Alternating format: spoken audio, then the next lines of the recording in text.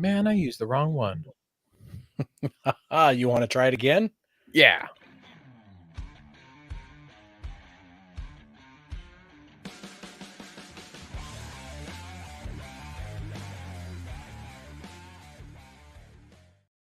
Way better. I feel like I should talk with a really deep voice. This episode of the Off-Road Podcast is sponsored by Warren Medical Gear Outfitters and Colby Valve. Off-Road Podcast, episode 404. Tread lightly. Tonight, Aaron gets jacked. Coy works on everything, and Ben is in recovery. Welcome to the Off-Road Podcast, a podcast about everything off-road. We cover the news, review products, and interview people in the off-road industry. Your hosts tonight are Aaron, Coy, and my name is Ben. And joining us tonight is Scott from Tread Lightly. And welcome to the show. I can't do that anymore. You kind of went from announcer to like Surfer dude? beach surfer dude. I know, I noticed that. I was like, man, that ADD medication works really weird on me. I think maybe we should overtime. I was really in the zone there. Yeah. Felt like I was about to start calling out which monster truck was going next or something. Sunday. Yeah. Well, Coy, pick somebody. There Coy, you go. how is the helicopters? I didn't do helicopter training. So you lied to us. No, I said I was doing helicopter training next month. That's why we couldn't camp that weekend. Oh, okay. That's what I I'm getting said I couldn't hang out this weekend, or I couldn't do Earth Day cleanup this weekend because I'm lazy. That's a totally Oh. different excuse. You didn't do Earth Day cleanup? That was the whole I cleaned my yard so hard. I mowed, did all kinds of stuff, and I was planning on actually going out and doing some map and compass training. So I was just and we're gonna do it along a river. So I was gonna do some cleanup there. Then there's a bit of a cattle emergency with my wife cows, so I got to deal with that, and then I couldn't make it training, so did some other stuff. farmer excuse. That Yeah. works. Yeah. I thought your wife was a realtor. And a cattle woman, and in Okay. the health industry, some various other things. Gotcha. Um, She likes to dabble. she has more hobbies than Ben. Yeah. That's impressive. Starting to think she has ADHD. But I also worked on my Colorado. Then I went to a buddy's and worked on a Volkswagen Passat. Then I went to another buddy's and I worked on like a 76 Corvette. Then I worked on my trailer. So like I literally was like just greasy and just hands torn up, just all automotive all the time this weekend. It was actually pretty fun. I enjoyed it. Nice. That Yeah, could be it's good nice time. working on other people's stuff than just Aaron's. I wasn't sure how you're going to finish that sentence. I was like, it's nice working on other people's stuff. I'm like, oh, sweet. I'm going to have him come back up again. Yeah, I like to work on other things too. So worked out good. Gotcha. What about you, Aaron? What'd you do this weekend? Well, my wife went out of town last Wednesday, so I became a single father. And what is the best thing to do when you're a single father with your kid? Go out of town and leave your kids. Well, I had to babysit my kids for a couple days, but like I was like, this is too much work. So I had my mom come watch my kids while I went out of town. So it worked out real good for me. No, I had a men's retreat for church planned for this weekend, long before she had her trip to Washington, D.C. planned. But so we were both out of town. But while I was at this men's retreat, which was in Antelope, Oregon, and it was at the old Rajneesh compound. So if you're curious, look up the Rajneesh compound. And apparently there's a documentary about it called, I think it's called Wild Wild Country. So I got to watch that to learn up a little bit more about the Rajneesh people. But anyways, it's outside of a ghost town in Oregon. On Saturday, I did have some free time and I went out, and because it's out in the middle of absolute nowhere, there wasn't hardly any trash. Did pick up some bullet casings at a little shooting area. So that was my Earth Day was I got to pick up some shells and clean up the land that way a little bit. Besides that, I got a flat tire. So I was driving my wife's truck, by the way. Got a flat tire on the way home, puncture. And this is, I'm kind of, it's a bummer that I got a flat tire on her truck, but it pushed me to want to make a kit for her truck. So I'm going to get a little air compressor, like a little Milwaukee tire inflator one that I'll keep on her truck, and a patch kit and some minimal tools and things like that, because I probably could have patched the tire rather than take the tire off and replace it. But if I patched it, I wouldn't have had a way to air it up. I see that, Coy. That was really tricky. That was super. So I'm going to use this opportunity to buy some more stuff, because that's what good husbands do, is spend our money on crap. And so, yeah, I'm going to buy a little tire inflator for it and build something. What I'll probably do is put it all in a milk crate, strap the milk crate in the bed, and it'll just live in the bed of the truck that way. So, was she successful in securing the capital? No, it was not. It was not. What do they call the Jan 6 incursion or insurrection? It was not an insurrection. I figured they sent a group of women to weaponize. No, it was a history tour. She was touring a bunch of historical stuff out there. Oh, that's so fun. Yeah. And then last thing today, I had time when I got home from work. I mentioned last weekend I had lost a caliper bolt. Today I pulled it apart in my new shop that has doors on it. Did I share the doors last week? Or no, I got doors last week. Oh shoot, I should have uploaded that photo. I don't know if you can get it. No, because I didn't share it on the podcast, because the doors happened on Wednesday this past week. I got garage doors on my shop. It was in our chat and memes group. All right. So I worked on the truck. I pulled the wheel off, pulled the remaining brake caliper bolt out, and I dug through all my bolts, and I can't find one that matches it all. So I'm like, oh, I've got a parts truck. So I went over to the parts truck. They're missing off the parts truck, and they are not the same caliper bolts as the Frontier calipers that I pulled off the Frontier when I put the Titan calipers on. So I'm going to have to source a bolt, which is a little bit of a bummer, because it's one of those bolts heads that has a shoulder on it. So, and I want to replace it with a similar bolt. Check out going to what's it called? Not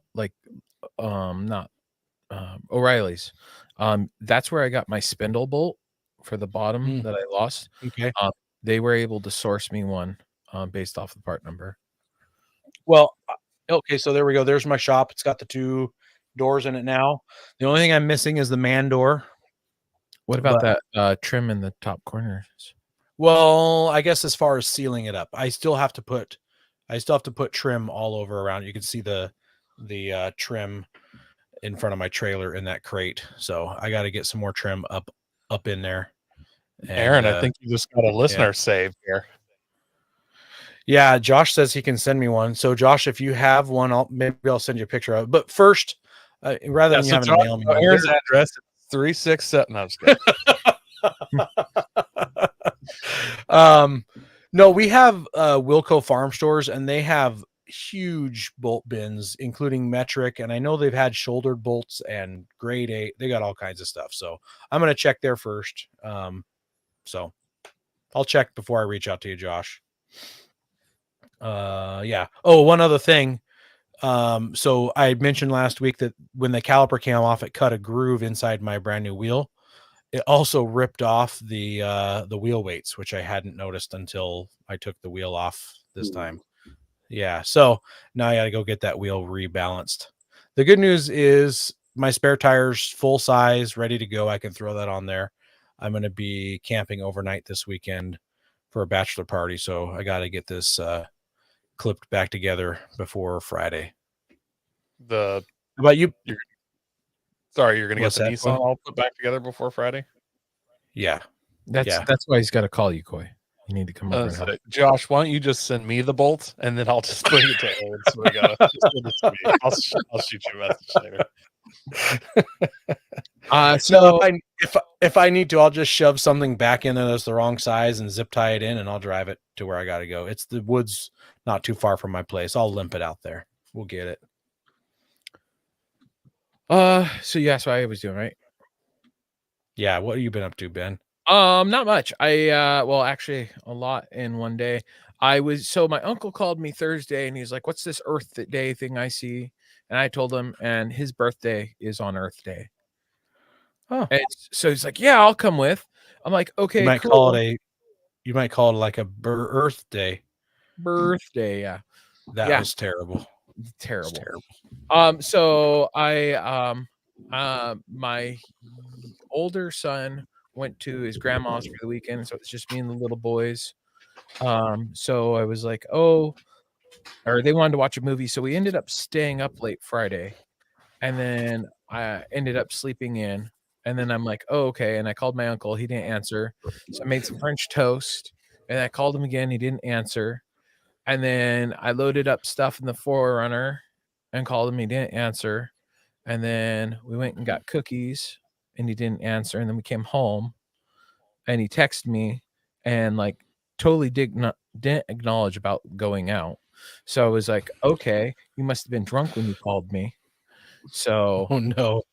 So I was like, whatever. And I was like, you know what? I'm gonna grab the rifle. So I grabbed the 22 and my ammo case because he didn't show up, you got your gun out? Yep, I got my gun out and I threw it in the back of the 4Runner. And then I know. That's how we treat each other. And then I started driving down the road and realized that my wheel lock, the special socket for it was sitting in my bedroom. And I was like, and we all know Ben gets flat tires every time he drives his rig. I know I get flat tires. And I was like, all right, if this happens, I would be really screwed, and then I'd be feel really stupid.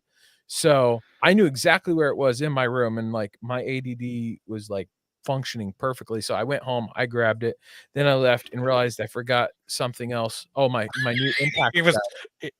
His ADD was functioning perfectly. I went back, grabbed my impact gun, and I was like, okay, it's 11 o'clock. Let's go out to the woods. And so we started driving down the road and having some fun. Once we hit the trail, the boys, like that's my middle son leaning out the window as we're driving through puddles, and his face got all muddy. It was hilarious. And I stopped. There's a guy.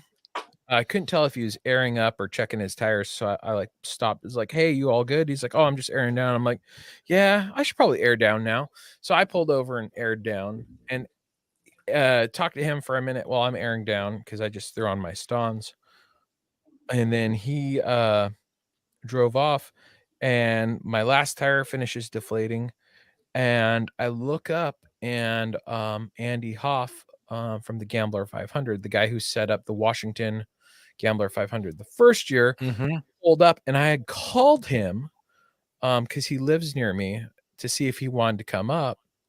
And it turns out there was a run that was going on, put on by a bunch of guys that live out here. That's awesome. I had not seen it. So the community, you just stumbled into it. I literally, like, this road was completely empty when I drove through it, but these are all the people that were up there, and they were out in forest picking up trash. Oh my goodness, look at all that garbage. Yeah. People disgust me. They filled that dumpster right there. Yeah. Wow. So yeah, pretty nasty. You cleaned up a lot more trash than I did. Yeah. I actually filled up the back of my 4Runner. I grabbed like 4 or 5 trash bags, and the boys and I were just kind of picking up trash. I was really monitoring what they were picking up, because I didn't want them to stumble onto needles stuff. Yeah. Fortunately we didn't, but we did find, like, I have a satellite dish in my scrap pile There are two of them, and then a door panel and a couple other miscellaneous pieces. Oh, I was is it a door? Is it a door panel that fits your Forerunner? Because I know you always lose not your an door exterior panels. door panel, no, interior. Oh, I was, and then when I was talking to Andy, another guy had drove by in a white Tacoma, and he'd said folks down below had said that the dumpster's full. They're getting ready to call it a day because the dumpster is full. To start letting people know. So if they have any extra trash they want to throw in, they can. And then he's like, we're just gonna go look for vehicles now. And so I drive up and we found this Tacoma, and that is when it was after we had stopped trying to recover it. It Did you was see if it had a rear locker? I not. It was a lot farther down. Did it have a cowboy bolt? It might have. It still had wheels and tires on it. It was how long is the winch line on the Xeon? Is it a it's 100. I think it's it's 100. 90. 90? I think it's 90 on synthetic. So I was to where the red starts. So I had 20 feet in, I think. So 70 of usable line, I think is what it is. And I was fully extended to touch where my strap was on that truck. And then the other guy had a strap on it with his winch line all the way out. Oh, that's the other one we found. I actually have some more pictures. Saying, Ben, that had a rear locker under it. It's going to insurance anyways. Well, it's still there because it's like 12 bolts in total. So that is about as far as we could get it. The tree that's a Tacoma. I think it's a Tacoma or an early Toyota. It's probably a Toyota pickup truck. Never mind. Yeah. So that's one of the trees the other guy was hooked up to, which he was hooked up to properly. And my Forerunner decided to be in, that triangle of death. And the tree I was hooked up to started leaning because I had you got so high. Yeah. Because I was trying to not drag my rope across the gravel. So I actually took my my blanket, my winch line dampener, and I had it laid so that my rope was going over that.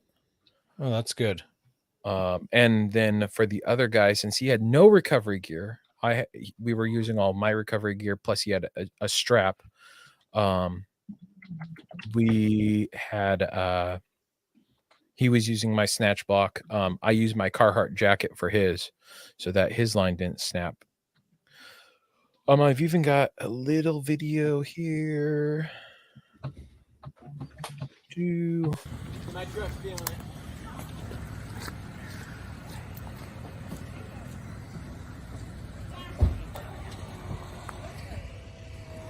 All right, here we go.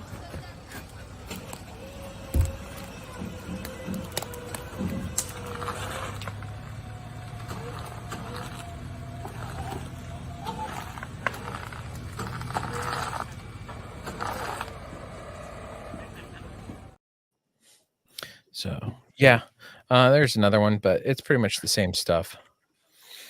Yeah. Well, it's a bummer you guys didn't get it out. Yeah, we tried for an hour, but we were blocking the road. You saw my lights, all my flashies on, just because there was people whipping down the road and all that. And then we just weren't getting any more progress, and it was dug into the hill. There was like a berm of trash and other stuff that had been trying to pull up.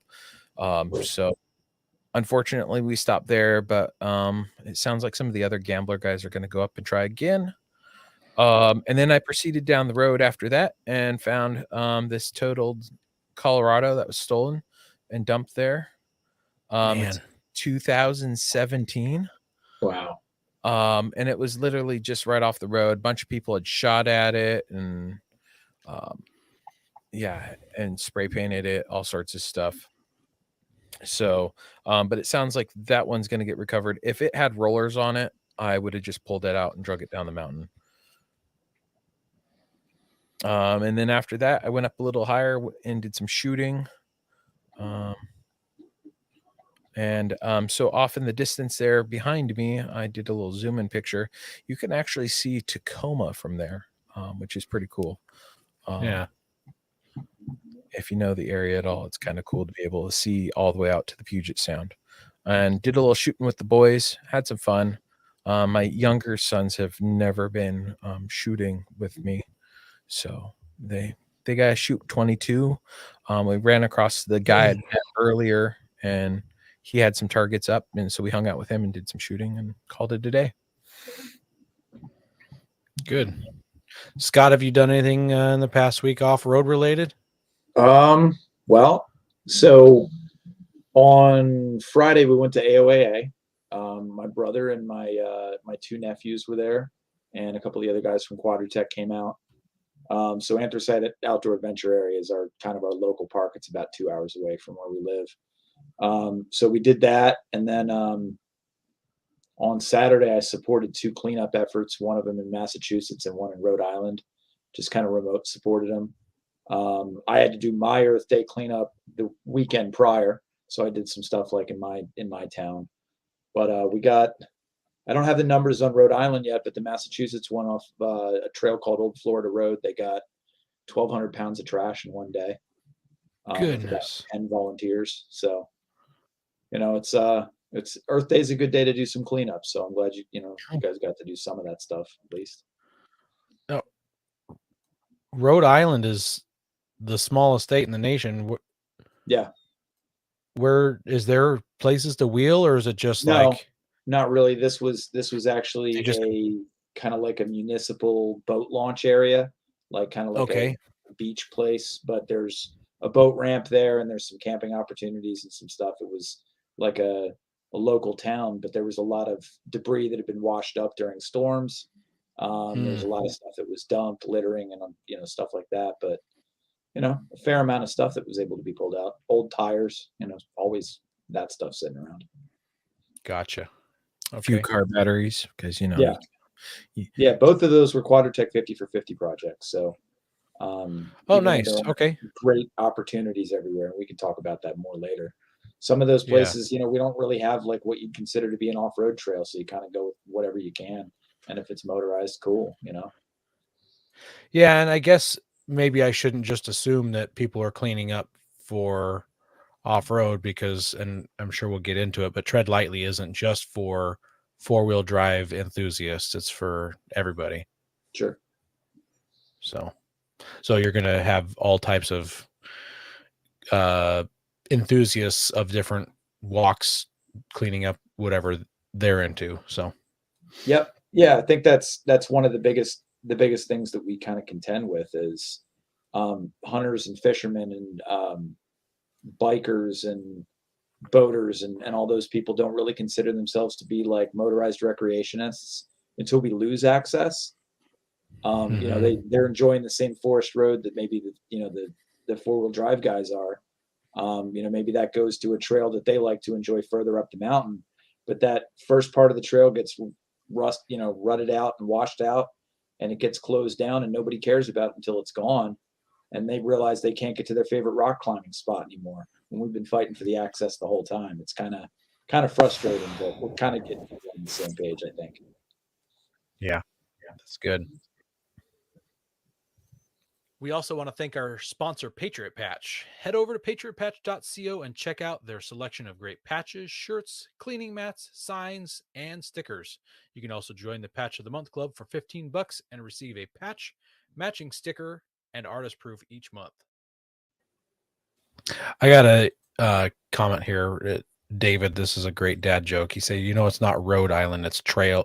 Sorry, it's Rhode Island, not Trail Island. So that's a terrible but awesome dad joke. So thanks for that. Yeah. And Kyle says to wake lightly as opposed to tread lightly.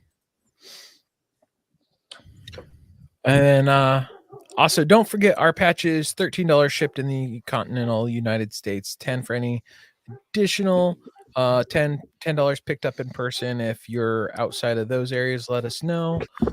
Shoot us a message. I'll get you a shipping quote. And here they are on the screen, the Lumen Locker and the Off-Road Podcast patch. And the Lumen Locker does glow. Shoot us a message through any of our channels and we can hook you up with a PayPal link. Have tire troubles ever left you deflated? Colby Valve has got you covered. Ever have a valve stem leak? Colby Valve makes reusable and easily replaceable valve stems that don't require you to remove your tire from the wheel. They work with your off-road rig, ATV, side-by-side, commuter vehicle, or even your tractor. Never be left stranded again because of a busted valve stem. They also have a tire repair kit for those punctures that keep you away from doing your favorite thing, wheeling. Make sure to check out colbyvalve.com or ask for them at your local off-road products store. All right. Who wants to take this first news article about the Scout? I'll take it. So, Car and Driver here has an article about the Scout's body-on-frame electric SUV and pickup take aim at the Rivian. We talked about this earlier on the show. What was it, back in May last year? Yeah. We've talked about it a couple times, but VW Volkswagen announced that they bought the rights to the Scout nameplate.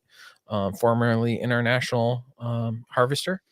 We should see the first prototype next year, 2 years from now, 2025, with customer deliveries expected around 2026. Wrong picture there. There's a teaser picture that they've showed us.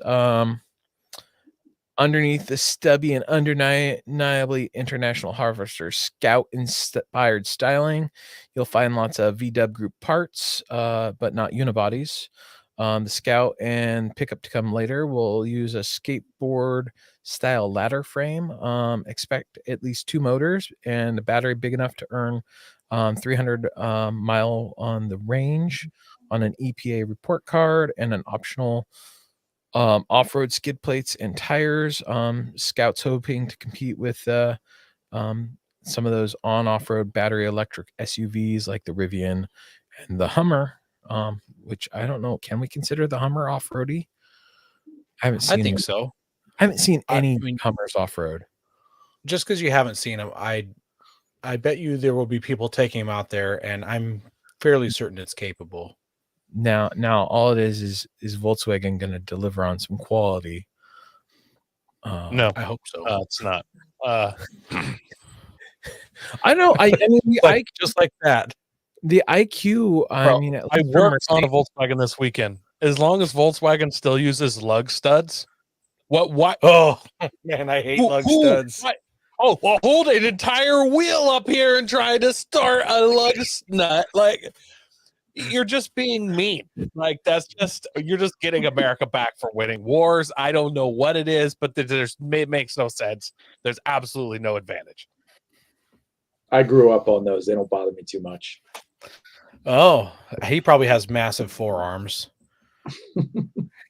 They make little tools that you thread in place of that. That's just a little stud that goes on there. I'm not even kidding you. It's in the toolkit. Some of them.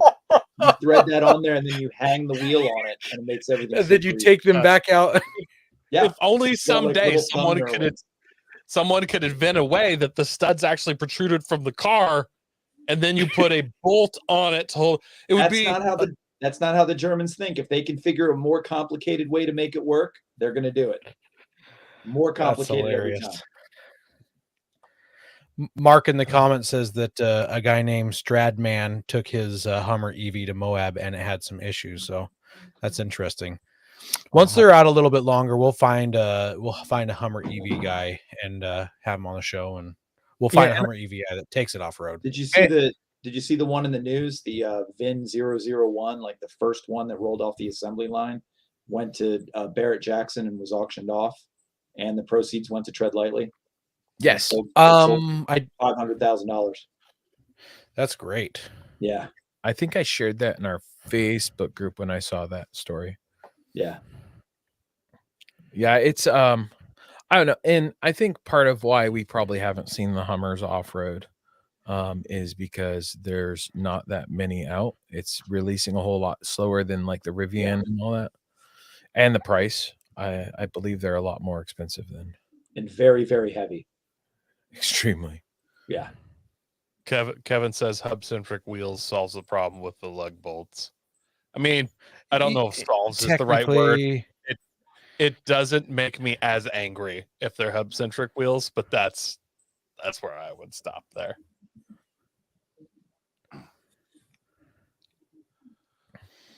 Yeah. Well, our Well- next article here is also from Car and Driver. I'm taking this one, Coy. It's all mine. Okay. Sorry. This is the 2023 Chevy Colorado ZR2 has substantially up its game. So this article has a whole lot of information in it. Basically, the guy from Car and Driver and a bunch of other automotive journalists got to take a bunch of the new ZR2s out in the desert. They specifically said they ran them mostly in Baja mode. But starting off, it's a lot of these things I'm going to mention are comparing it to the older version of the truck. So it's got a 2.5-inch longer wheelbase, and they get that by pushing the front axle forward. And when they push that forward, it actually creates more space for larger tires. It'll fit 33s without, it comes with 33s is what I should say. And they mentioned that at the very end of their ripping around in the desert, they got to see the Bison prototype, which was on 35s. So that's a pretty big deal. These types of trucks don't take 35s well without lots of stuff being done to them. It's got 10.7 inches of ground clearance versus 8.9 on the old one. It's got more suspension travel, which goes up 1.2 inches in the front, and it goes up 1.8 inches in the rear. So that's travel specifically, not just that the truck is jacked up that much more. That's just more travel. The approach angle went from 30 degrees up front to 38.3 degrees. So that's a whole lot. That's almost a 30% increase in approach angle. The spare tire is somehow 2.5 inches higher in the bed, in the underside of the bed, so it's not hanging down. That'll help with your departure angle, although it didn't mention a departure angle in the article. Another thing they did was they changed the position of the rear shocks. They used to be inboard of the leaf springs, and now they're outboard of the leaf springs, between the leaf springs and the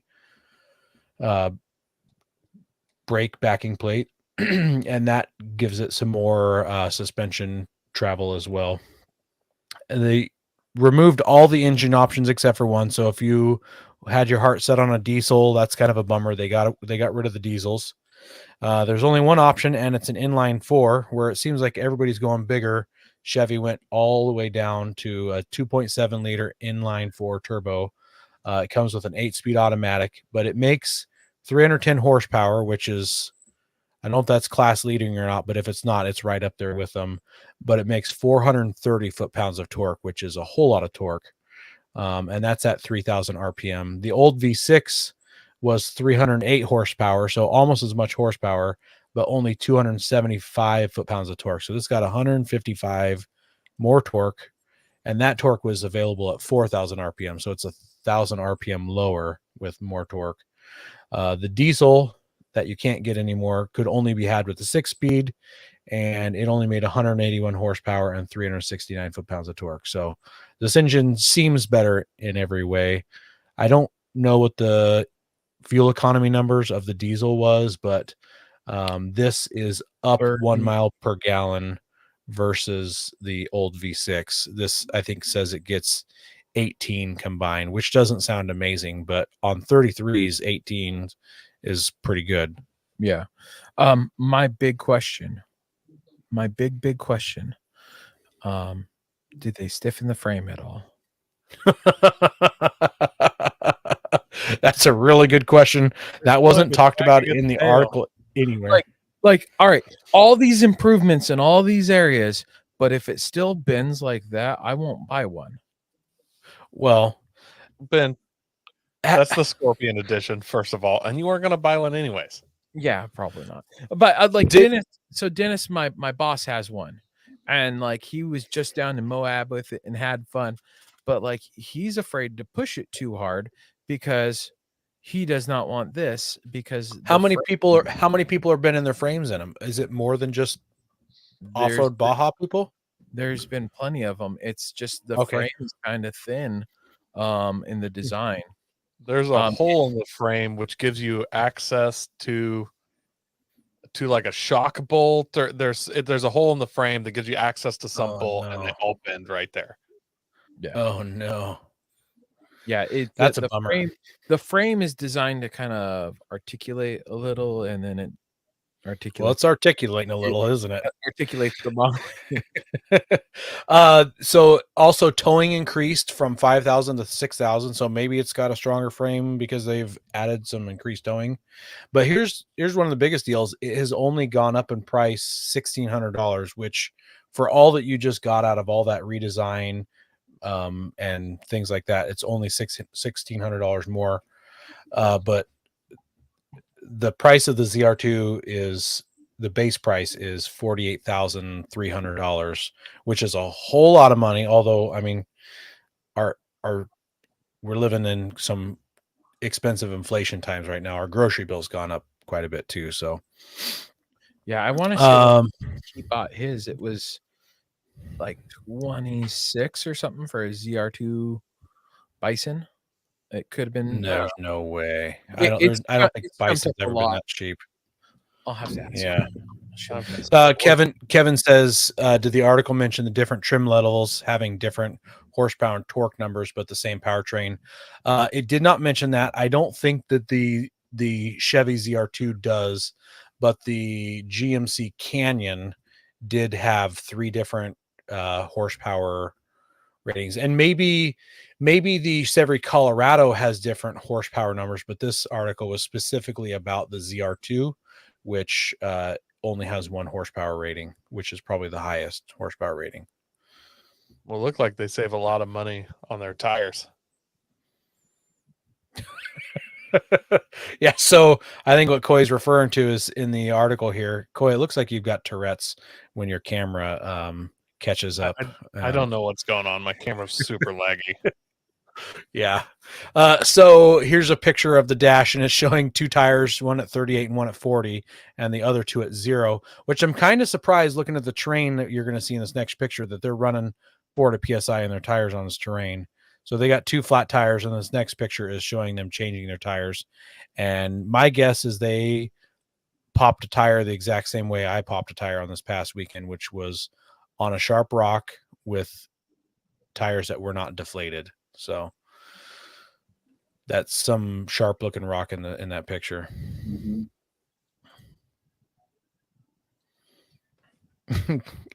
Yeah, Eric, I don't think he's on drugs. I think he's just having some, but we'll spend some sponsor money on getting Coy a camera since we didn't land the Logitech sponsorship last week that we were talking about. Or you guys can just get me the meth, and then I'll be moving fast enough. All right, so it was like 40,000 was the starting price for the ZR2. So it's gone up $8,000. Back in the day, yeah. All right. Well, we've got a new contest. That's not the new contest. Still isn't a new contest because we've been talking about it for a couple months now. But on May 8th, we're doing that show with Andy from Warren. You've heard us talk about it every week. So make sure you send us in your recovery stories. That show is happening in 2 weeks from now. So write into us, give us your recovery stories, and you'll have an opportunity to win the Warren medium duty recovery package that you can see in this photo right here. If you are listening to this as a podcast and can't see the picture, just pick up your phone, Google Warren medium duty recovery kit, medium duty accessory kit. Unless you're driving, you should pull over and then Google it. Go prepared with Warren Industries. They produced the first recreational winch in 1959 and lead the industry with their dedication to quality and reliability. When you dig yourself in deep, make sure you have the right tools to get yourself out. Get Warren equipped and go where others can't. Now, let's get ready for adventure and head into our main topic.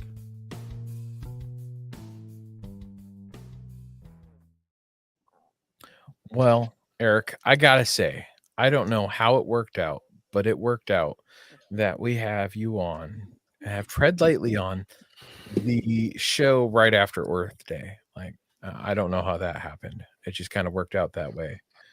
And it wasn't even planned that way. No, it wasn't. Yeah, it worked out good. So we should start off with tell us about what Tread Lightly is, and let's talk about 50 for 50. Sure. Tread Lightly is a 501c3 nonprofit.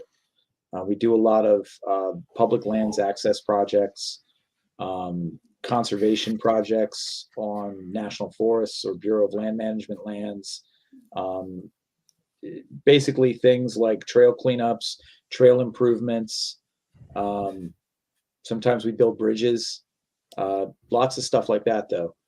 Basically trying to keep things open and accessible through stewardship and ethics education. So Tread Lightly is basically a code of ethics for people to abide by so that we can keep things open and keep them from getting shut down. Tread's actually like an acronym. So the T is for travel responsibly, R is respect the rights of others, E is educate yourself, A is avoid sensitive areas, and D is do your part.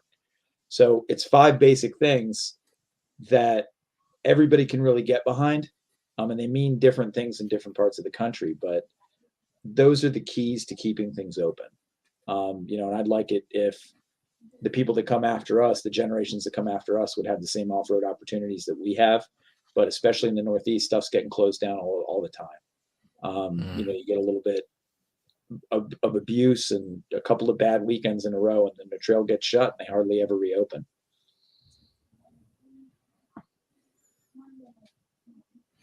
Yeah, that's rough. We said that happened out here in the Northwest as well. And it seems like when it gets shut down, it's super hard to turn that around. I cried a little bit this weekend. I was looking at maps, and my track for going up to Surprise Lake popped up as I was driving out to Wilkeson, and I was just like, oh man, there's one of those trails that got shut down. Yeah, it's tough. I mean, it's something that the entire off-road community and the motorized community as a whole, it's going to require all of us kind of chipping in an effort. I mean, like you were asking about 50 for 50. That's actually a program that we have going on right now with Quadratech. It kind of ties into that Gladiator JTE build that they did. But 50 for 50 is an initiative where Quadratech actually paid to fund a cleanup project in each of the 50 states. And it had to be done in 2 years. So we have, the remaining part of this year to get it all done. But the one in Washington State was already done. It was actually done with Gambler 500. I forget which national forest it was in, but they got a substantial amount of trash out of there. We actually supported their existing cleanup that they do. Oh, that's Olympic National Forest. Yes, that's the one. Yep. Yeah, so they already had something going on. We just said, hey, if we chipped in some more resources, could you do a better job than you've been doing? And they said, yeah. I mean, if we had some more money for, say, dumpsters and porta potties and things like that, we could get more volunteers out there. We could get more stuff done, and they did a great job. That was actually one of the first projects that we did last fall, and since then, I mean, they're every weekend we're doing one or two. So like I said, this past weekend was Rhode Island and Massachusetts. Both of those projects got done. I'm going to be in Virginia doing a project next week. That's going to be in George Washington and Jefferson National Forest on a trail called the Bald Mountain Jeep Trail. And then the week after that, Finger Lakes National Forest, doing some campground improvements and some other things in Finger Lakes National Forest. So we've got tons of other projects to do. I mean, since I'm in the Northeast, we kind of break it down by regions with the U.S. Forest Service. So I have 20 states that I'm responsible for. So it's a lot of stuff to do. I mean, I've done most of the Northeast as far as New England and Pennsylvania and stuff like that. We've got projects in the books, but my territory actually goes all the way west to like Minnesota and Missouri. So I've got Iowa, Indiana, and Illinois, and a bunch of other states out there that I've never even been to. So it's been a challenge finding all the projects, but we're working our way through them. So And Do you see any closures where it's like it's not necessarily trash related, but they're just looking for a reason? Like here locally to me, we had a fire like 3 years ago, and they shut down a popular winter wheeling spot, and they've just left it closed. And they're like, "Yeah, there's Sure. fire danger." Well, it's when they have record visitor numbers several years in a row, which is every year since 2020. It's been crazy on all public lands. In the Pacific Northwest, you guys obviously have had a lot of stuff with wood harvesting for paper companies, and they'll close stuff down for a timber sale, and then they just won't reopen it because they don't have people to manage the reopening. So it's easier to just leave it closed and keep people locked out. And I'm not saying that doing a few forest cleanups or anything like that are really going to get those trails reopened, but a lot of the stuff we're seeing out east is because we have so much of a population density. It'll be a popular trail will get very popular all of a sudden, and a trail that really should only have maybe 10 or 15 Jeeps on it a day will have like 200 or 300 because word got out that it was a really cool place to be. Now you've got this trail that's a single lane going up a mountain, and you've got 100 people trying to go up and 100 people trying to come down. How do you think that pans out? You've got people honking at each other, people screaming at each other. You got neighbors on adjacent properties that are mad because there's Jeeps idling out in their front yard for like 3 or 4 hours at a time, making all sorts of noise. It's kind of like a powder keg in a lot of ways.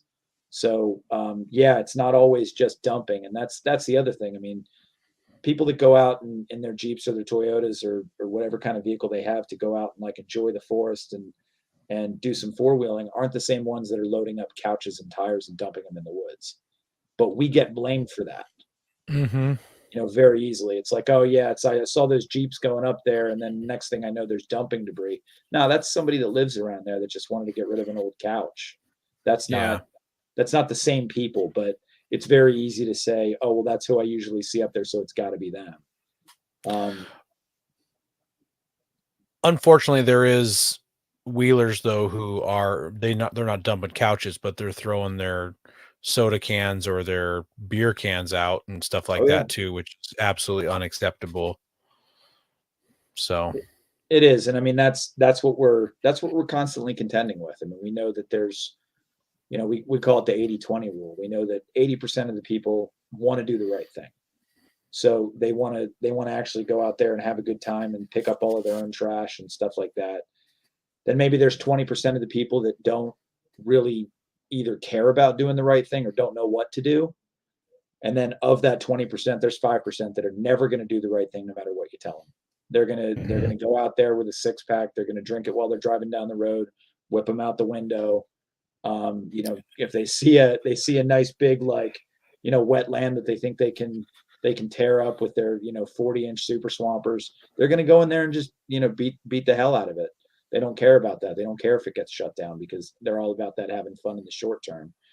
But if we can get at those 15% of people that hang out with those guys, sometimes we can sway them a little bit. And that's where the educational aspect of it comes in. So a lot of these projects we leave signs behind to talk about, the ethics and the education that we try to do.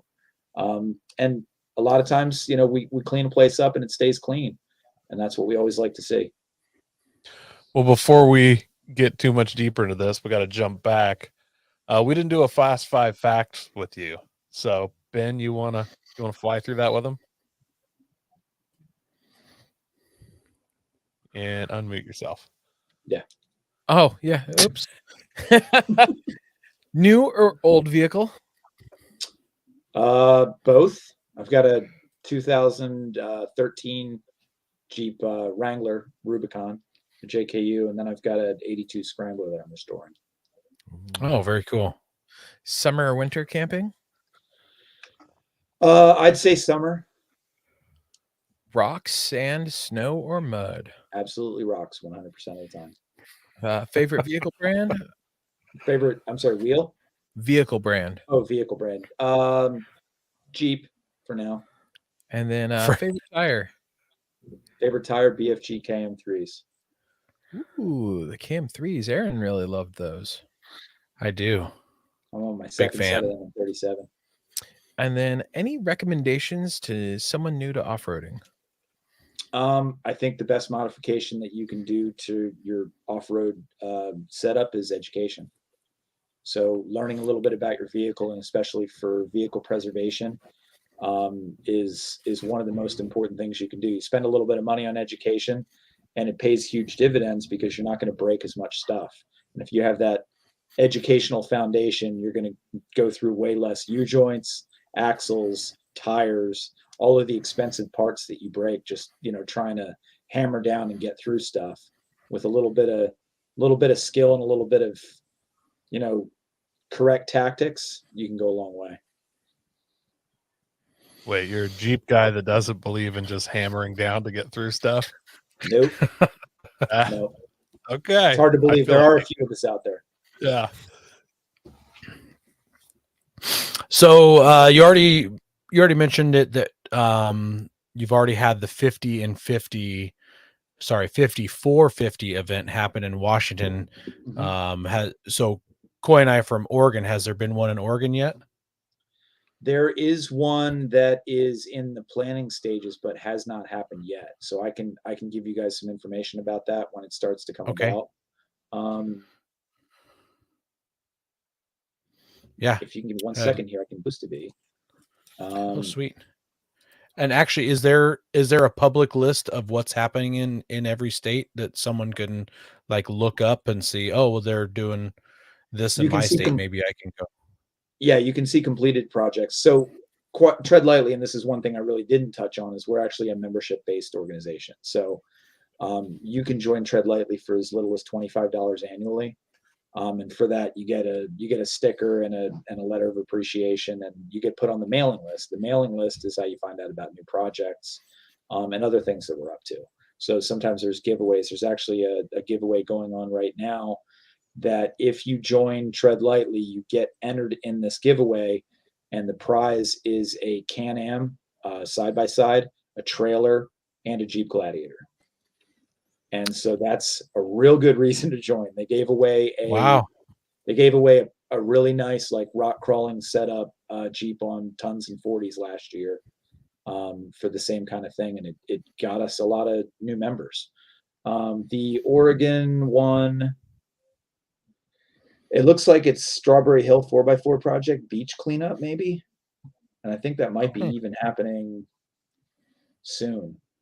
So I can find out about that kind of stuff and give you some more info about it.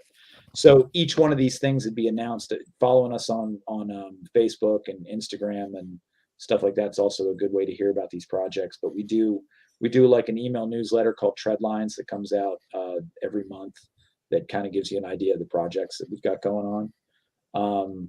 But 50 for 50 is not all of what we do. So this is kind of cool because it's giving us opportunities to work in states that we don't really work in. Like, we don't really have a lot of projects in Mississippi or really the Northeast as a whole. One of the reasons I work for Tread Lightly now, I worked for them as a contractor for a couple of years and started full time back in February. But prior to that, we didn't really do a lot of projects in the Northeast. So even though there were a lot of opportunities to do them, it's kind of hard for an organization that's based in Utah and does a lot of projects in Bureau of Land Management land or U.S. Forest Service land to understand all the nuances of, like, now you're working in, like, say, Vermont and Green Mountain National Forests. You've got a national forest with a town road that goes through it and private property interdispersed within the national forest. So even figuring out the way to get permission to do a project sometimes can take months. Whereas out there, it's like, you've got a state that's like 85% publicly owned. We've got states that have about 5% public land. So it's a very different kind of situation. It's I don't want to say it's more challenging, but it is kind of harder to find projects to do. So Now we're starting to move more into the Northeast to try to handle. We've expanded a lot in the last couple of years, but we've got a Southeast program manager and we've got a Northeast program manager, whereas before we never had that. Yeah, and the Gambler 500 guys here in Washington had an issue where they were having issues getting permission to do a trail cleanup. They were going to do one in Snoqualmie National Forest, and the Forest Service told them that they would ticket each and every one of them because it was too much traffic at one time. Yeah. Which was pretty interesting. So it like got canceled super really seriously, but we canceled it 1 year and people were not happy. No, and it's tough because you always got to balance. If you're doing a conservation effort, you always got to kind of balance the footprint of the event itself. Like everybody wants to help and everybody wants to clean up, but sometimes you're working in places that are too sensitive to have 200 or 300 vehicles show up. Yeah. So that's I think the kind of thing with, it's an unmanageable amount of vehicles that the U.S. Forest Service will kind of pull the plug on stuff like that. If you do have an idea for a project, one of the best things you can do is reach out to Tread Lightly and actually apply for a stewardship grant to do something. That was actually kind of our next question, is if all the projects for each state are already planned or if they're actually looking for input. No, we have a decent amount that still need to be done. And there's an interactive map both on Quadratec's site and on Tread Lightly's site for the 50 for 50 initiative that can show you the ones that are done or the ones that are coming up soon. But if you see a state like, I think we don't have anything in Nebraska right now. Oklahoma, no project there yet. Some of these places are places that we haven't really worked before.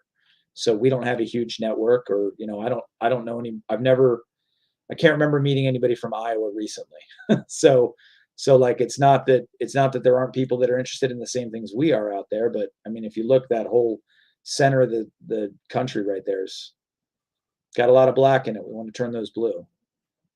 So some of those haven't been filled in yet. And we're going to have, two of the bigger states in my region, Virginia and New York will be filled in the next 2 weeks. So we'll have a lot more. We did a project in West Virginia last year, New River Gorge.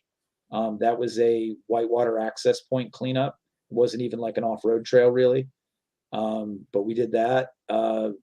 West Virginia's actually got a lot of cool stuff going on. We're going to do a project in West Virginia in September where we're going to do 10 cleanups simultaneously across the state, and also have a public outreach where people can go and clean up a bag of trash anywhere in the state and post about it on social media and enter to win some great prizes and stuff.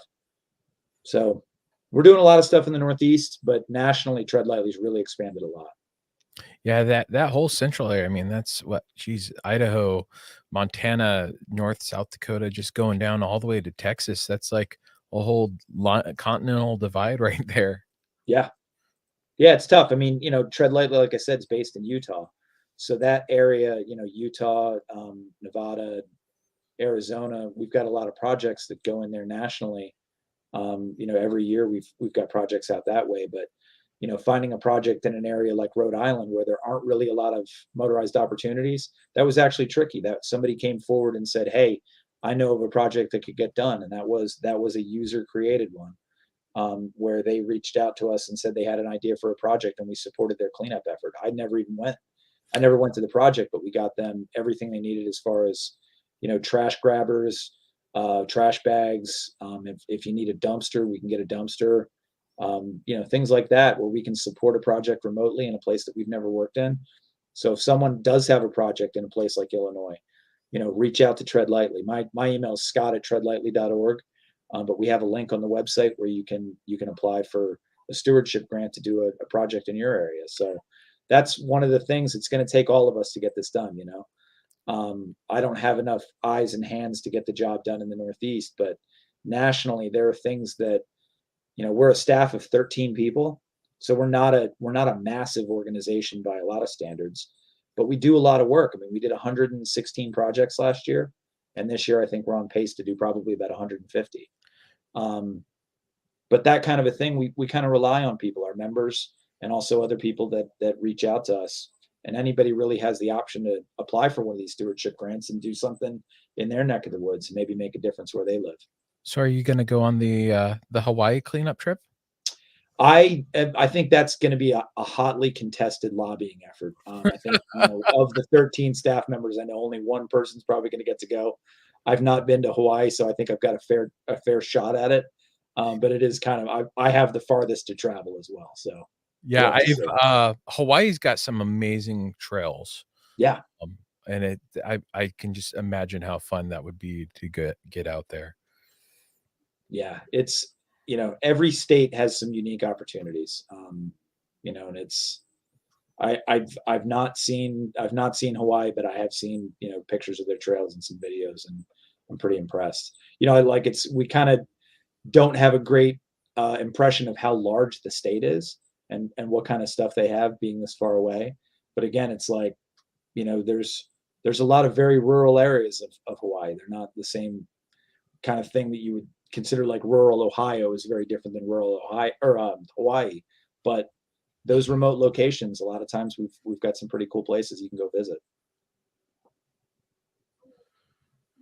Can you speak to any places like in particular that have been shut down to trash and trail abuse, just to kind of like, I don't know, put some names out there?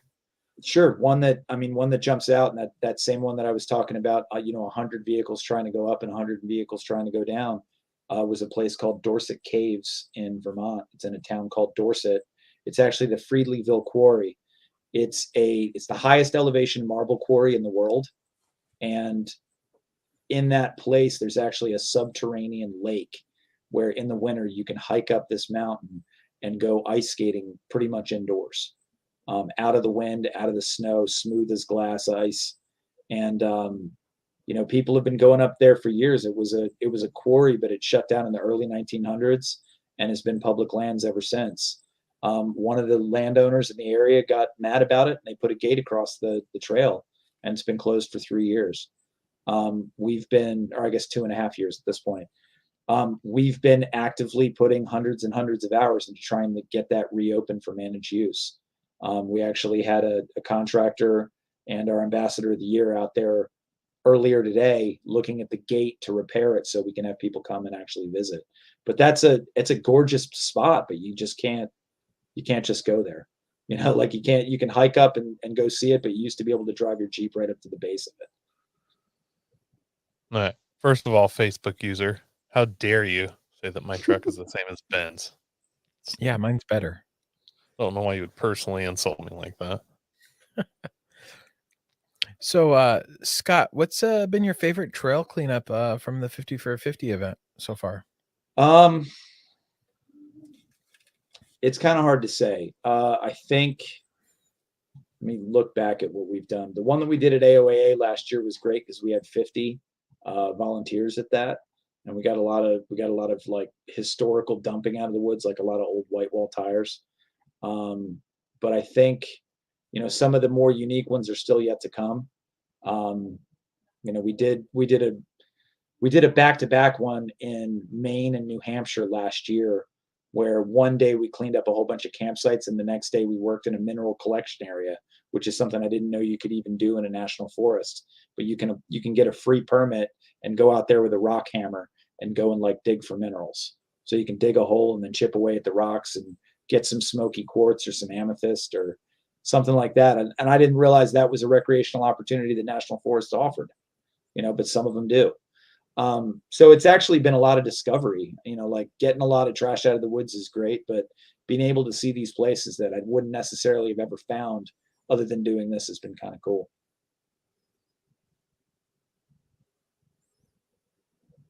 Aaron, Unmute yourself, Aaron. Yeah, Ben Jr. muted. Sorry about that. So to go back a little bit here, you talked about Tread Lightly being a membership organization. Sure.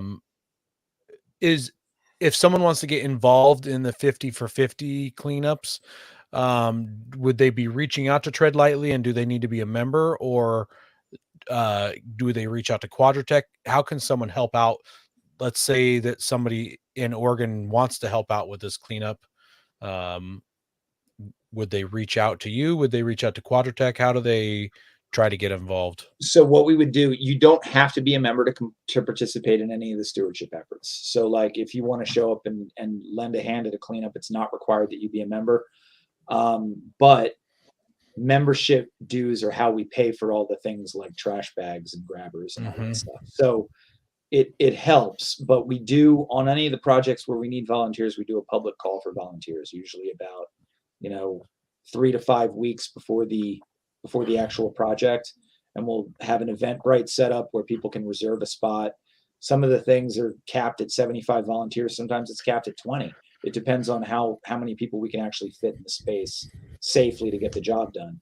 So if somebody wants to submit a project idea, they can go on the 50 for 50 page on the Tread Lightly website, and there's an email address they can reach out to with a project idea. If they want to head up a project in a place where we don't customarily work, that's the same email address they can reach out to about that as well. So there's a lot of different ways to get involved. You don't necessarily have to be the person who comes up with the idea for the project. And even if you come up with the idea for the project, that doesn't mean you're on the hook to do it. We'll take that information. We have, full-time program managers that handle all that kind of stuff. So it's not even something necessarily, if somebody has a really great idea for a project, we can take it over, hit the ground running, and figure out a way to get it done. So this is a question we came up with, and if you don't have an answer for it, that's fine. But what should I do or say if I see someone dumping, littering, abusing the trail? Like, how would you recommend just your average wheeler civilian handle that situation? I think if you want to affect positive change in another person, you got to first of all, you need to make sure that you're doing it in a safe way. If somebody's out there, drinking and shooting guns, maybe they're not in the mood for a conversation. So make sure you're doing it in a safe way. But one of the best tactics that I've found is, it's called authority of the resource, but basically you go and talk to the person and say, listen, these woods have been here a long time before us. They're going to be here a long time after we're gone. Maybe don't treat them in this way so that we lose this opportunity. And there's different ways to approach that based on who you're talking to, how much time you think they have, how aggressive they seem. But sort of saying that the forest, or wherever you are, the forest doesn't deserve what you're doing to it right now. We're going to lose this opportunity if it gets abused. So sometimes that helps. That's sometimes a good way to reach people. That's great advice. Is there anything the average person can do to help stop littering and trail abuse preemptively? I think planning ahead. I always have a roll of contractor bags underneath my front passenger seat. So knowing that I have that, it's something that I don't have to think about packing every time I go out. Sometimes you go out on trail, people have got, they've got their sandwiches and they've got their lunch and they eat it, but they don't have a place to put the trash when they're done. I've got I call it a car backpack on my spare tire that sits on the side of it, made by Adventure Trail Gear. And I just put a contractor bag in that. And I say, hey, everybody, when you're done with lunch, throw it out there. Because even if they don't intend to litter and they're throwing it on their passenger side floorboard, and then their kid opens the door and the wind catches it, well, now their stuff's out in the woods. So it's, having a plan and having that idea in mind before you go out, I think that's the best way to get involved. But also, if you're the trail leader, making a big deal out of stopping and picking up debris along the trail, that's kind of an infectious thing. When you get out to spot somebody and you pick up, 3 pieces of taillight and hold them in your hand and then go and put them in your trash bag when you're done, from somebody that was there 3 or 4 weeks prior. If you start doing that, you'll notice that all your friends start doing it too. And you don't even really have to tell them that they should do it. It's just they kind of go, oh, well, that's what we should do when we see stuff like that. If it's been out in the woods for 2 or 3 years, it's the same as if it was dropped that day. Just get it out of there if you can. And if you have a way to move the stuff, do it, man. I always end up pulling whole sections of bumper out. The thing that I said I did in honor of Earth Day a couple weeks ago, there was a whole front clip from a Pontiac Vibe, right around the corner from my house, where somebody did some midnight landscaping and ran off the road, probably got a DUI, and absolutely thrashed this one area, but like we pulled probably 75 pounds of vehicle plastic out of this one like turn in the road. And like it sat there for 3 years. I drove past it all the time and it pissed me off, and there was really no safe way to get it out of there. But we figured out a way to do it that day. We brought bags, we got the stuff done. But if you have stuff like work gloves and bags with you, you'll find a way to get some trash out of the woods if you actually care about it. Absolutely. I really like what you said about it being infectious, and I've especially noticed that with children. I've been on, various trail runs. Yeah. And I like reached down, I picked up a couple shotgun shells were laying there and snapped them into the trash roo, and then like my own children, then pretty soon it's like, oh, they're grabbing shotgun shells, and throwing them. And it really does infect people in a positive way. Yeah. And my kids filled up a bag of like a grocery bag of shells just from when we were shooting, because I patrol my brass. I'm picking up my brass. My kids filled up a bag from the spot we were shooting at because people had left it there, and they're like, "Oh, let's throw it in the bag." Yeah. Tread Lightly actually does a lot of stuff nationally with recreational shooting sites too. Like we have some signage and messaging, like, target trash is a serious thing. Like it should be cleaned up when you see it. Like, leaving your target stapled even to like a public shooting range, stapled to the backboard when you leave.